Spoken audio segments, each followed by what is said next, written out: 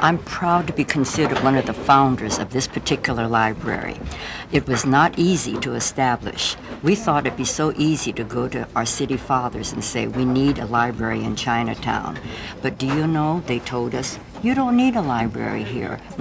We formed an ad hoc committee, and we pressured each one of the city councilmen one by one by one. We corralled them in their offices, and we finally got the mayor on our side. But in order to even get this building, we had to help raise money for it.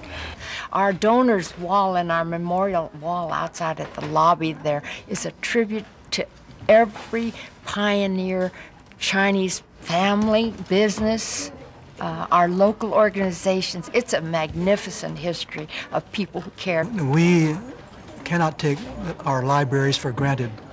Each community must work and fight to support the library, to keep it going, to make sure you don't cut down hours and cut down the staff and all of that.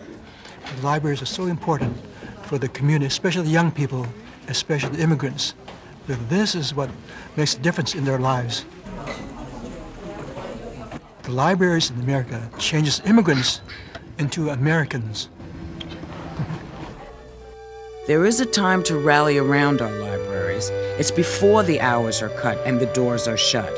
We can pull together and prevent this from happening just by raising our voices. The public library in America is a place of hope, which one generation passes on to the next with a simple gift, a library card. I'm 12 years old, and I'd like to be a professional author when I grow up. And I want to be a doctor because my mom and dad are both are doctors. I'm 8 years old and I want to be an inventor. I want to be a social worker because I want to help people plan their future. For the future, I want to be an architect. Yeah. When I grow up, I want to be an archaeologist, an anthropologist, or a doctor. They need to learn that there's more to life than just this environment.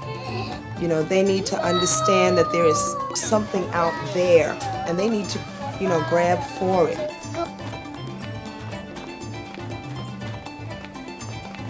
When I see parents coming in with their children, particularly parents who are immigrants, new immigrants, I remember myself.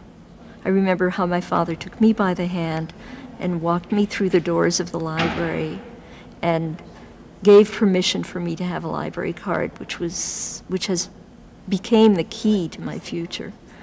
And I've often thought about the reason why I became a librarian. It's really to repay a debt, a very big debt. The bell rings always in my mind, But here, I don't see any bell next to the librarian, to compare with my country, to tell me, stop, turn the book. Even I can borrow the book for weeks if I want to. I'm not a citizen right here, right now, but, any kind of people, they can use the library. That's a great opportunity we have in this country. I grew up in a very small industrial town where there were no recreational opportunities, no parks, no playgrounds. The whole town did not have a swimming pool. There were no theater, no cultural events, but there was a public library. And I spent all of my spare time there. And every time that I would climb those steps, I would just bless this Andrew Carnegie, whoever he was.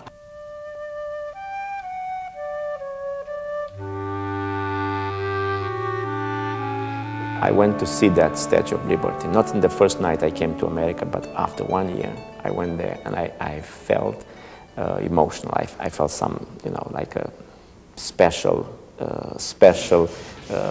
moment for me to see the book and to see the light, which probably stand for America, for the democracy, freedom.